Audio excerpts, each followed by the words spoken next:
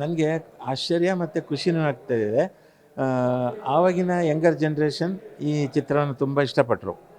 ಇವತ್ತಿನ younger generation ಕೂಡ ಅದನ್ನು ಇಷ್ಟಪಡ್ತಿದ್ದಾರೆ. ಮತ್ತು ಅದು ಇವತ್ತಿಗೂ ಮುಂದಕ್ಕೂ ಕೂಡ ಇದು ಎವರ್ಗ್ರೀನ್ ಸಿನಿಮಾ. ಯಾಕಂತಂದರೆ ಇದು ರೆಗ್ಯುಲರ್ ಪ್ಯಾಟರ್ನ್ ಸಿನಿಮಾ ಅಲ್ಲ. ಇದು ಒಂದು ರೀತಿಯ ಸರ್ರಿಯಲಿಸ್ಟಿಕ್ ಸಿನಿಮಾ ಅಂತ ಹೇಳ್ಬೋದು ಇದನ್ನು. ರಿಯಲಿಸ್ಟಿಕ್ ಅಲ್ಲ, ಸರಿಯಲಿಸ್ಟಿಕ್. ಆಮೇಲೆ ಇದನ್ನು ಯಾರಾದರೂ ಕತೆ ಹೇಳು ಅಂತಂದರೆ ಹೇಳಕ್ಕೆ ಬರಲ್ಲ ಇದು. ಆದರೆ ಈ ಚಿತ್ರವನ್ನು ನಿಜಕ್ಕೂ ಹೇಳ್ತೀನಿ, ಮಂಜುನಾಥ್ ಮತ್ತು ಜಗನ್ನಾಥ್ ಅವರು ಈ ಸಿನಿಮಾ ನಿರ್ಮಾಣಕ್ಕೆ ಒಪ್ಕೊಂಡು ಕನ್ನಡ ಚಿತ್ರರಂಗಕ್ಕೆ ಇಂಥ ಒಂದು ಒಳ್ಳೆಯ ಸಿನಿಮಾ ಬರೋದಕ್ಕೆ ಕಾರಣರಾದರು. ಆಮೇಲೆ ಉಪೇಂದ್ರ ಅಂತವ್ರನ್ನ ಪ್ರತಿಭೆಯನ್ನು ಅವರು ಎತ್ತಿ ಹಿಡಿದ್ರು. ಅದು ನಮಗೆಲ್ಲರಿಗೂ ಖುಷಿ ಕೊಟ್ಟಂಥ ಆವಾಗಲೂ ಕೂಡ ಇವತ್ತಿಗೂ 26 ವರ್ಷದಿಂದ ನಾವಿನ್ನು ಬದುಕಿದ್ದೀವಿ. ಆಗ ರಿಲೀಸ್ ಆದಾಗಲೂ ಇದರ ಒಂದು ವೈಭವ ನೋಡಿದ್ವಿ. ಇವತ್ತಿಗೂ ಆ ವೈಭವ ನೋಡ್ತಾ ಇದ್ದೀವಿ. ಇವತ್ತಿನ ಜನ್ರೇಷನ್ಗೆ ಅದು ಇಷ್ಟ ಆಗಿದೆ. ಅದು ತುಂಬ ಖುಷಿ ಆಗ್ತಾ ಇದೆ. ಏನಂದರೆ ಉಪೇಂದ್ರ ಅವ್ರದ್ದು ಒಂದು ಹೊಸ ಥರ ಆ ಟೈಮಲ್ಲಿ ಅವರು ಇವತ್ತಿಗೂ ಅವ್ರದ್ದು ತಲೆ ಓಡೋದೇ ಆ ಥರ 3-4 ಟ್ರ್ಯಾಕಲ್ಲಿ ಹೋಗ್ತಾ ಇರ್ತದೆ. ಇದರಲ್ಲಿ ನೀವು ನಿಧಾನವಾಗಿ ಇವತ್ತು ಯೂಟ್ಯೂಬಲ್ಲಿ ನಿಧಾನವಾಗಿ ನೋಡ್ಬೋದು ಸಿನಿಮಾನ. ಒಂದೊಂದು ಸ್ವಲ್ಪ ಸಿನಿಮಾ ನೋಡಿ ಯೋಚನೆ ಮಾಡಿದಾಗ ಒಂದೊಂದು ದೃಶ್ಯಕ್ಕೂ ಬೇರೆ ಬೇರೆ ಆಯಾಮಗಳಿದೆ. ಅದಕ್ಕೆ ಅವರು ಬುದ್ಧಿವಂತರಿಗೆ ಮಾತ್ರ ಅಂತ ಇದು ಮಾಡಿದ್ದು. ಅದು ಏನು ನೋಡೋಣ, ಏನು ಅಂತ ಬುದ್ಧಿವಂತರಿಗೆ ಮಾತ್ರ ಏನು ಅಂತ ಯಂಗರ್ ಜನ್ರೇಷನ್ ಹೋದವರಿಗೆ ತುಂಬ ಖುಷಿಯಾಯಿತು. ಒಂಥರ ರೋಮಾಂಚನ ಆಗೋಯ್ತು. ಅದೇ ಆಗಿನ ಕಾಲದ ಜಡ್ಡುಗಟ್ಟಿದ ಮಿಡ್ಲೇಜ್ನವರು ಮತ್ತು ಹಳೆಯ ಸಂಪ್ರದಾಯಸ್ಥರು ಈ ಪಿಕ್ಚರ್ ನೋಡಿ ಉಪೇಂದ್ರವ್ರನ್ನ ಬೈಯಕ್ಕೆ ಶುರು ಮಾಡಿದ್ರು. ಅಂದರೆ ಅವರಿಗೆ ಇದೆಲ್ಲ ಹಿಡಿಸ್ಲಿಲ್ಲ. ಅವರು ಹಳೆ ಕಾಲದಲ್ಲೇ ಇದ್ದರು. ಅದೆಲ್ಲ ಆ ಒಂದು ಫಾರ್ಮುಲಾನ ಬ್ರೇಕ್ ಮಾಡಿ ಹೊಸ್ತು ಕೊಟ್ಟರು ನೋಡಿ, ಅದು ಸಾವಿರಾರು ಜನಕ್ಕೆ ಸ್ಫೂರ್ತಿ ಆಯಿತು. ಅನೇಕ ನಿರ್ದೇಶಕರಿಗೆ ನಾವು ಬೇರೆ ಥರ ಸಿನಿಮಾ ಮಾಡಬೇಕಪ್ಪ, ಈ ಥರ ಹಳೆ ಕಾಲದ್ದು ಬೇಡ, ಹಳೆ ಸ್ಟೈಲ್ ಬೇಡ ಅಂತ ಆ ಥರ ಟ್ರೆಂಡೇ ಚೇಂಜ್ ಮಾಡಿಬಿಟ್ರು. ಅಂತ ಟ್ರೆಂಡ್ ಚೇಂಜ್ ಮಾಡಿದಂಥ ಸಿನಿಮಾ ಈಗ ಉದಾಹರಣೆಗೆ ಇದೆ ಎ ಪಿಕ್ಚರ್. ಈ ಎ ಪಿಕ್ಚರಲ್ಲಿ ನಂದು ಯಾವ ಇನ್ವಾಲ್ವ್ಮೆಂಟು ಇಲ್ಲ. ನಾನು ಇದಕ್ಕೆ ಹಾಡು ಬರೆದಿಲ್ಲ, ಆ್ಯಕ್ಟಿಂಗ್ ಮಾಡಿಲ್ಲ. ಆ ಟೈಮಲ್ಲಿ ಜೊತೆಯಲ್ಲೇ ಇದ್ವಿ. ಬಟ್ ಜೊತೆಯಲ್ಲಿ ಅಂತಂದರೆ ನಾನು ನನ್ನ ಪಾಡಿಗೆ ಮ್ಯೂಸಿಕ್ ಮಾಡ್ತಾಯಿದ್ದೆ, ಹಾಗಾಗಿ ಭೇಟಿ ಮಾಡ್ತಿದ್ವಿ ಅಷ್ಟೇ. ಇವರು ಎಲ್ಲ ಸ್ಕ್ರಿಪ್ಟೆಲ್ಲ ಆದಮೇಲೆ ಜನಾರ್ದನ್ ನಾಯ್ಡು ಅಂತಿದ್ರು, ಅವರಿಗೂ ನನಗೂ ರೀಡಿಂಗ್ ಕೊಟ್ಟರು. ಮತ್ತು ಮುರಳಿ ಮೋಹನ್ಗೆ ರೀಡಿಂಗ್ ಕೊಟ್ಟಾಗ ನಾವು ತುಂಬ ಎಂಜಾಯ್ ಮಾಡಿದ್ವಿ. ಸೂಪರ್ ಆಗಿದೆ ಉಪ್ಪೆ ಅಂತ. ಸೊ ಅಂದರೆ ಅವರು ಏನೇ ಮಾಡಿದ್ರು ಒಬ್ಬರೇ ಮಾಡ್ತಾರೆ, ಒಬ್ಬರೇ ಬರೀತಾರೆ, ಒಬ್ಬರೇ ಕೂತ್ಕೊಂಡು ಬರೀತಾರೆ, ಒಬ್ಬರೇ ಯೋಚನೆ ಮಾಡ್ತಾರೆ. ಆಮೇಲೆ ಅದನ್ನು ತಿದ್ದಿ ಒಂದು ಇದು ತರ್ತಾರೆ, ರೂಪಕ್ಕೆ ತರ್ತಾರೆ. ಆಮೇಲೆ ನಮಗೆ ರೀಡಿಂಗ್ ಕೊಡ್ತಾರೆ. ಅದು ಅವರ ಸ್ಟೈಲು. ಅವರಿಗೆ ಯಾರ ಅವಶ್ಯಕತೆಯೂ ಇಲ್ಲ. ಅವ್ರು ಯೋಚನೆ ಮಾಡೋ ರೀತಿಗೆ ನಾವು ಫಾಲೋ ಮಾಡೋಕ್ಕಾಗಲ್ಲ. ಅವರ ಥಿಂಕಿಂಗು, ಅವ್ರ ಬ್ರೈನು ಅಲ್ಲಿ ಹುಟ್ಟುವಂಥದ್ದು. ನಮ್ಮ ಬ್ರೈನು ನಮ್ಮದು ಬೇರೆಯೇ ಥಿಂಕಿಂಗ್, ಆ ಥರ ಇರುತ್ತೆ. ಬಟ್ ನಾವೇನೆಂದರೆ ಅದನ್ನು ಮೆಚ್ಕೋಬೋದು. ನಾವು ಇನ್ನೊಬ್ಬ ಉಪ್ಪೆ ಆಗೋಕ್ಕೆ ಅದು ಯಾರಿಂದಲೂ ಸಾಧ್ಯ ಇಲ್ಲ. ಉಪೇಂದ್ರನೇ ಒನ್ ಆ್ಯಂಡ್ ಓನ್ಲಿ. ಸೊ ವರ್ಲ್ಡಲ್ಲೇ ಈ ಥರ ಸರ್ರಿಯಲಿಸ್ಟಿಕ್. ಇನ್ನೊಂದು ಹೇಳ್ತೀನಿ, ಈ ಒಂದು ಫಿಲಾಸಫಿಯನ್ನು ಸೀರಿಯಸ್ ಆಗಿ ಹೇಳೋದು ಬೇರೆ. ಈಗ ಸರ್ರಿಯಲಿಸ್ಟಿಕ್ ಸಿನಿಮಾ ಫಾರಿನವ್ರು ಮಾಡಿದ್ದಾರೆ. ಬರ್ಗ್ಮನ್ ಸಿನಿಮಾಗಳಲ್ಲಿ ಸರ್ರಿಯಲಿಸ್ಟಿಕ್ ಇತ್ತು, ಕುರೋಸಾವಾ ಸಿನಿಮಾದಲ್ಲಿ ಸರ್ರಿಯಲಿಸ್ಟಿಕ್ ಸಿನಿಮಾ ಇತ್ತು, ಸರ್ರಿಯಲಿಸ್ಟಿಕ್ ಸಬ್ಜೆಕ್ಟ್ ಇತ್ತು. ಆದರೆ ಅವೆಲ್ಲ ಸೀರಿಯಸ್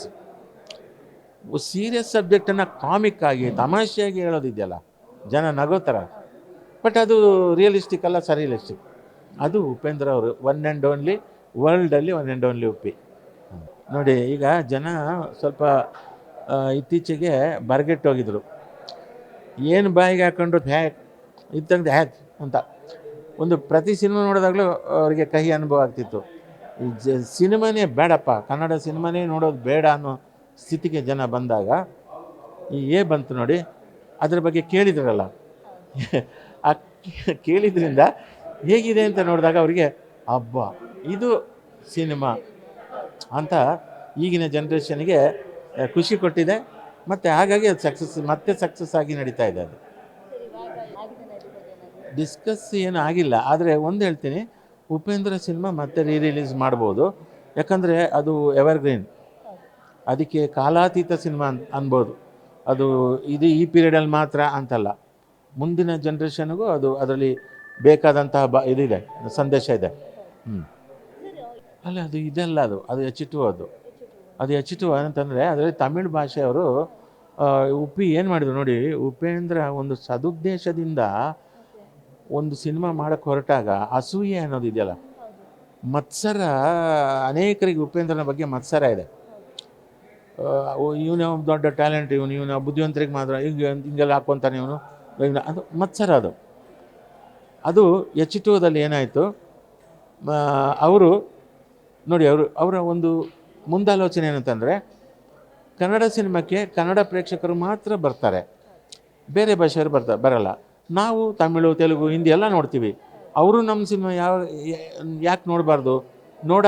ಮಾಡೋದು ಹೇಗೆ?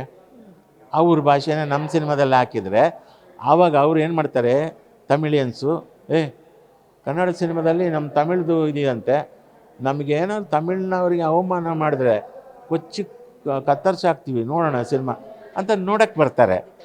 ನೋಡೋಕ್ಕೆ ಬಂದಾಗ ಅವ್ರಿಗೆ ಇಷ್ಟ ಆದಾಗ ಅವ್ರು ಆಮೇಲೆ ಏನು ಮಾಡ್ತಾರೆ, ಕನ್ನಡ ಸಿನಿಮಾ ಸೊ ಕನ್ನಡ ಸಿನಿಮಾನ ಬೇರೆ ಭಾಷೆಯವರು ನೋಡೋಕ್ಕೆ ಒಂದು ಪ್ರಯತ್ನವನ್ನು ಎಚ್ ಟು ದಲ್ಲಿ ಮಾಡಿದರು. ಅದಕ್ಕೆ ಕೆಲವು ಸಂಘಟನೆಗಳು ಕಲ್ಲು ಹಾಕ್ಬಿಟ್ರು. ತಮಿಳ್ ಡೈಲಾಗು ಕನ್ನಡದಲ್ಲಿ ಅದು ಸಾಧ್ಯ ಇಲ್ಲ, ತೆಗೀರಿ ಕನ್ನಡ. ಅದು ಹೆಂಗಾಗುತ್ತೆ? ಸಬ್ಜೆಕ್ಟೇ ಅದು ಕನ್ನಡ. ತಮಿಳಿಯನ್ಸು ಒಂದು ಕಾವೇರಿ ಗಲಾಟೆ, ಕಾವೇರಿ ಅನ್ನೋದು ಒಂದು ಹೆಣ್ಣು, ಅದು ಇಲ್ಲೂ ಬೇಕು ಅಲ್ಲೂ ಬೇಕು. ಅದನ್ನು ಹೇಗೆ ಯಾರ್ಯಾರು ಅದನ್ನು ಕಬ್ಜೆ ಮಾಡೋಕ್ಕೆ ನೋಡ್ತಾರೆ, ಆ ಒಂದು ಇದು ಇಟ್ಕೊಂಡಾಗ ಅಲ್ಲಿ ತಮಿಳ್ ಭಾಷೆ ಬೇಕೇ ಬೇಕು. ಅದಕ್ಕೆ ತುಂಬ ಜನ ಅಡ್ಡಗಾಲ ಹಾಕಿದರು. ಆಮೇಲೆ ಉಪೇಂದ್ರ ಪಿಕ್ಚರ್ ಮಾಡಿದಾಗ ಇನ್ನು ಕೆಲವರು ಝೆಡ್ ಅಂತ ಮಾಡಿದ್ದು. ಆಮೇಲೆ ಪಿಕ್ಚರ್ ಮಾಡಿದಾಗ ಝೆಡ್ ಅಂತ ಮಾಡಿದ್ರು, ಉಪೇಂದ್ರ ಮಾಡಿದಾಗ ಜಿತೇಂದ್ರ ಅಂತ ಮಾಡಿದ್ರು. ಸೊ ಇದರಲ್ಲಿ ಏನು ಹೇಳುತ್ತೆ ಅಂತಂದರೆ, ಉಪೇಂದ್ರನ ಬೈಯೋಕ್ಕೆ, ಉಪೇಂದ್ರನ ಆದಷ್ಟು ತುಳಿಯೋಕ್ಕೆ ಈ ಒಂದು ಪ್ರಯತ್ನಗಳು ಇದು. ಆದರೆ ಉಪೇಂದ್ರ ಹೆಂಗಂತಂದರೆ, ಅದು ಯಾರು ಒಂದು ಆನೆ, ಅದು ಆನೆಗೆ ಯಾವುದೊಂದು ಇದು ಪರಿಚಿದ್ರೆ ವರ್ಕೌಟ್ ಆಗಲ್ಲ. ಸೊ ಹಾಗೆ ಆನೆ ಹೋದದ್ದೇ ದಾರಿ. ಸೊ ಉಪೇಂದ್ರ ಮಾಡಿದ ಸಿನಿಮಾನೇ ಒಂದು ಸಿನಿಮಾ. ಹಾಂ, ಚಾಂದಿನಿ ಅವರು ಈ ಚಿತ್ರಕ್ಕೆ ಅವರು ಸಿಲೆಕ್ಟ್ ಆಗಿದ್ದು, ಅದು ಆ್ಯಕ್ಚುಲಿ ಏನಾಯ್ತು ಅಂದರೆ, ನಂದು ಓಮಲ್ಲಿಗೆಗೆ ಹೀರೋಯಿನ್ ಹುಡುಕ್ತಾ ಇದ್ವಿ. ಆಗ ಅವರ ಫೋಟೋನ ರಮೇಶ್ ಅವರು ಕೊಟ್ಟರು ನನಗೆ. ಬಟ್ ನಮ್ಮ ಸಿನಿಮಾ ಡಿಲೇ ಆಯಿತು. ಅಷ್ಟೊತ್ತಿಗೆ ಉಪೇಂದ್ರರಿಗೆ ಬೇಕಿತ್ತು, ಹೀರೋಯಿನ್ ಬೇಕಿತ್ತು. ಫೋಟೋ ಕೊಟ್ಟು ಅವರು ಸಿಲೆಕ್ಟ್ ಆದರು. ಬಟ್ ಚಾಂದಿನಿಯವರು ಎಜುಕೇಟೆಡ್, ತುಂಬ ಹೈಲಿ ಎಜುಕೇಟೆಡ್ ಹುಡುಗಿ, ತುಂಬ ಒಳ್ಳೆ ಹುಡುಗಿ, ಮತ್ತು ಡೌನ್ ಟು ಅರ್ತ್, ಅಹಂಕಾರ ಜಂಬ ಯಾವುದೇ ಇಲ್ಲದಂಥ ಹುಡುಗಿ. ಅವರ ಟ್ಯಾಲೆಂಟಿಗೆ, ಇದಕ್ಕೆ, ಅವರ ಒಂದು ಪರ್ಸನಾಲಿಟಿಗೆ ಅವರಿಗೆ ತುಂಬ ಸಿನಿಮಾಗಳು ಬರಬೇಕಾಗಿತ್ತು. ಬಟ್ ಅದಾದಮೇಲೆ ಅವ್ರ ಎಜುಕೇಷನ್ಗೆ ಅಮೇರಿಕಕ್ಕೆ ಹೋದರು, ಹಾಗಾಗಿ ಸ್ವಲ್ಪ ಕಟ್ಟಾಯಿತು. ಬಟ್ ಆದರೂ ಅವರ ಈ ಚಿತ್ರದಲ್ಲಿ ಅವರಿಗೆ ಚೆನ್ನಾಗಿ ಒಳ್ಳೆ ಪಾತ್ರ ಸಿಕ್ಕಿದೆ.